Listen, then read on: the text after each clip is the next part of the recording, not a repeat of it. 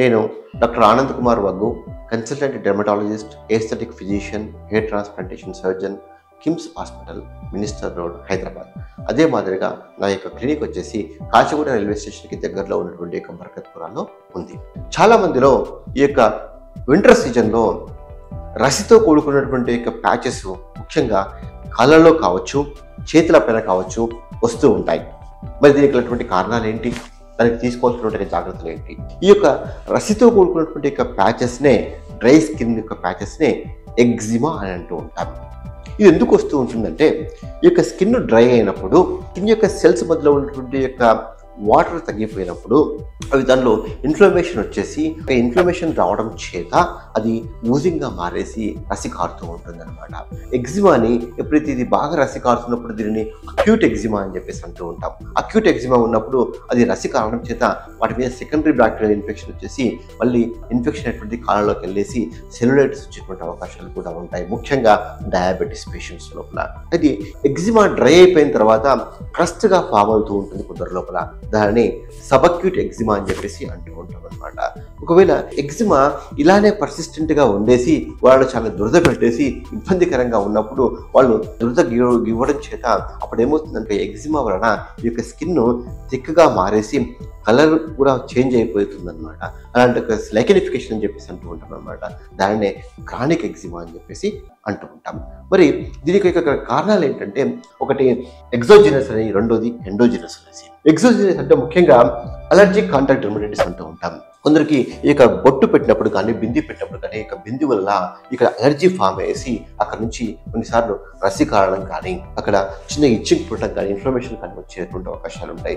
ఇంకా కొందరు అయితే హెయిర్ డే వేసుకున్నటువంటి ఇమ్మీడియట్గానే తలలో మొత్తం పుక్కులు వచ్చేసి రసి కారుతూ ఉండేసి ఇన్ఫ్లమేషన్ వచ్చేసి దుజ పెడుతూ ఉంటుంది అనమాట.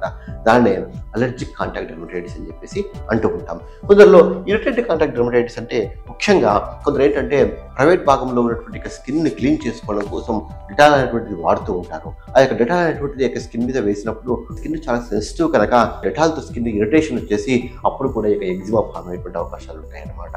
అంతేకాకుండా కొందరికి ఎయిర్ బార్న్ కాంటాక్ట్ డెర్మటైటిస్ అంటూ ఉంటాం అనమాట. ఈ వ్యవసాయ పొలాల్లో పార్థీనియం అనేటువంటి ఒక గడ్డి ఉంటుంది. గడ్డిలో ఉన్నటువంటి యొక్క పుప్పడి రేణువుల వలన ఆ యొక్క పుప్పడి రేణువులు గాలిలో వచ్చేసి చర్మం మీద పడ్డప్పుడు అవి అలర్జీ కలగజేస్తూ ఉంటాయి. దానినే ఎయిర్ బార్న్ కాంటాక్ట్ డెర్మటైటిస్ అని చెప్పేసి అంటూ ఉంటాం అనమాట.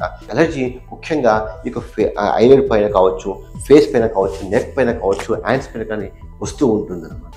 అలా కాకుండా కొందరిలో ఇన్ఫెక్టివ్ ఎగ్జిమా అంటే ఏంటంటే, ఈ యొక్క చెవులో ఇన్ఫెక్షన్ ఉన్నప్పుడు ఆ యొక్క ఇన్ఫెక్షన్ వల్ల ఇక రసి కారేసి ఆ రసి అనేటువంటిది ఇక స్కిన్ మీద తగిలినప్పుడు ఆ స్కిన్ పైన వచ్చేటువంటి ఇక ఎగ్జిమానే ఇన్ఫెక్టివ్ ఎగ్జిమా అని చెప్పేసి అంటూ ఉంటాం. సో ఇన్ఫెక్షన్ తగ్గినప్పుడు ఆటోమేటికల్లీ ఈ యొక్క స్కిన్ ఎగ్జిమా కూడా తగ్గిపోయేటువంటి అవకాశాలు ఉంటాయి. పోస్ట్ ట్రామాటిక్ ఎగ్జిమా అంటే ఏంటంటే, చాలా మంది రీసెంట్గా నీ రీప్లేస్మెంట్ సర్జరీ కావచ్చు, తర్వాత హార్ట్ బైపాస్ సర్జరీ చేసుకున్నప్పుడు కావచ్చు, చేసుకున్న తర్వాత ముఖ్యంగా నీ రీప్లేస్మెంట్ సర్జరీ చేసుకున్నటువంటి వాళ్ళ లోపల ఇక నీస్ పైన ఎగ్జిమా వస్తుంటుంది. అదే మాదిరిగా హార్ట్ సర్జరీ చేసుకున్నటువంటి వాళ్ళ దగ్గర ఎందుకంటే లెగ్స్ నుంచి వెయిన్స్ తీసేసి ఆ వెయిన్స్ని హార్ట్ దగ్గర ఉంచుతారు కనుక ఆ లెగ్లో యొక్క వెయిన్ తీసినటువంటి ప్రదేశంలో కూడా ఇక డ్రై స్కిన్ ఫామ్ అయ్యేసి ఎగ్జిమాగా తయారయ్యేటువంటి అవకాశాలు ఉంటాయి. దీనినే పోస్ట్ ట్రామాటిక్ ఎగ్జిమా అంటూ ఉంటాం అనమాట. ఇంకా పిటియాసిస్ ఆల్బా అనేటువంటిది ఈ యొక్క చిన్న పిల్లల లోపల ఈ యొక్క వింటర్ సీజన్లో చాలా కామన్గా చిన్నటి తెల్ల మచ్చలు వస్తూ ఉంటాయి చీక్స్ పైన. తెల్ల మచ్చలు చూసేసి చాలా మంది కంగారు పడుతూ ఉంటారు. ఏంటంటే ఇది బొల్లి మాదిరిగా తయారవుతున్నటువంటిది, అది బొల్లి కాదు, దాన్ని పిటియాసిస్ ఆల్బా అని చెప్పేసి అంటూ ఉంటాం. ఇది వింటర్లో చాలా కామను, చిన్నపిల్లల్లో చాలా కామను. తర్వాత ఇవన్నీ కూడా ఎగ్జోజినస్ కారణాలు అయితే, ఎండోజినస్ కారణాలు వచ్చేసి ముఖ్యంగా చెప్పుకోవాల్సింది అటోపిక్ డెర్మటైటిస్. ఈ జెనెటికల్ టెండెన్సీతో వస్తుంది. అటోపిక్ డెర్మటైటిస్ గురించి మనం చాలా వివరంగా ఒక 4-5 వీడియోలో చర్చించడం జరిగింది. సో ఈ అటోపిక్ డెర్మటైటిస్ అనేటువంటి జెనెటికల్ టెండెన్సీ వస్తూ ఉంటుంది. చిన్నపిల్లలు చాలా కామన్గా ఉంటుంది. ఈ యొక్క శీతాకాలంలో ఎక్కువ అవుతూ ఉంటుంది. ఇది ఆల్ ఓవర్ ద బాడీ, ముఖ్యంగా ఈ ఫ్లెక్సరల్ ఏరియాస్లో వస్తూ ఉంటుంది అనమాట.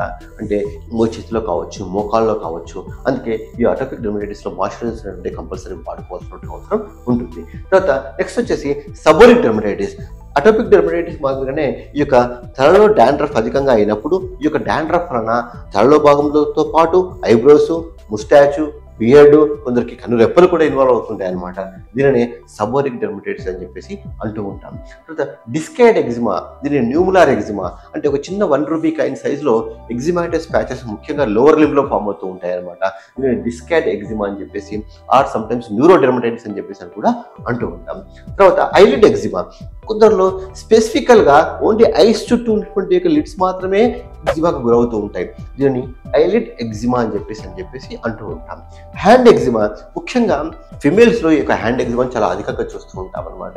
ఈ కూరగాయలు కట్ చేసినప్పుడు కానీ, ఈ పాత్రలు కడిగేటువంటి డిటర్జెంట్స్ వల్ల కావచ్చు, వాటికి తగిలినప్పుడు స్కిన్ అనేటువంటిది ఇరిటేట్ అయ్యేసి ఇన్ఫ్లమేషన్ వచ్చేసి ఎగ్జిమా వచ్చేటువంటి అవకాశాలు ఉంటాయి. దీనిని హ్యాండ్ ఎగ్జిమా అని చెప్పేసి అంటూ ఉంటాం. తర్వాత వీనస్ ఎగ్జిమా అంటే ఏంటంటే దీనిని స్టేసిస్ ఎగ్జిమా అని చెప్పేసి అంటూ ఉంటాం అనమాట. ఎవరికైతే వారికోజ్ వీన్స్ అనేటువంటి వీన్స్ ఉన్నటువంటి వాళ్ళ లోపల ఈ యొక్క వీనస్ ఎగ్జిమా అనేటువంటి చాలా కామన్గా చూస్తూ ఉంటాం. ఈ వారికోజ్ వీన్స్ ఉన్నప్పుడు వాళ్ళ యొక్క బ్లడ్ సర్క్యులేషన్ తగ్గడం చేత ఈ చెడు రక్తం అనేటువంటిది కాళ్ళ నుంచి పైకి తీసుకోవడంలో కొంచెం ఇబ్బందికరంగా ఉంటుంది కనుక అలాంటి వాళ్ళ లోపల ఈ యొక్క స్టేసిస్ అనేటువంటిది రావడం చేత వచ్చేటువంటి ఎగ్జిమానే వీనస్ ఎగ్జిమా. తర్వాత లైకెన్ సింప్లెక్స్ క్రానికస్ అంటే ఏంటంటే కొందరిలో ఏంటంటే స్ట్రెస్ అధికంగా అయినప్పుడు బాగా దురద పెట్టేసి యొక్క స్కిన్ థిక్గా మారేసి నలుపుగా మారుతుంది, దళసరిగా మారుతుంది. దాన్ని లైకెనిఫికేషన్ అని చెప్పేసి అంటూ ఉంటాం. దాన్ని లైకెన్ సింప్లెక్స్ క్రానికస్ అనేది స్ట్రెస్ అధికంగా ఉన్నటువంటి వాళ్ళు చాలా కామన్గా లోవర్ లెగ్స్ పైన చూస్తూ ఉంటాం. కొన్నిసార్లు ఈ ప్రైవేట్ ఏరియాలో కూడా ఈ యొక్క లైకెన్ సింప్లెక్స్ క్రానికస్ అనేటువంటి కూడా వచ్చేటువంటి అవకాశాలు ఉంటాయి. తర్వాత ప్రోయగో నాడ్యులరిస్ కూడా ముఖ్యంగా చిన్నపిల్లలు కావచ్చు, పెద్దవాళ్ళలో కావచ్చు, స్ట్రెస్ అధికంగా ఉన్నటువంటి వాళ్ళలో కావచ్చు, లైకెన్ సింప్లెక్స్ మాదిరిగానే ఈ యొక్క ప్రోయగో నాడ్యులరిస్ కూడా చిన్న చిన్న గడ్డల మాదిరిగా లెగ్స్ పైన వస్తూ ఉంటాయి, కొందరు హ్యాండ్లో కూడా వస్తూ ఉంటాయి అనమాట.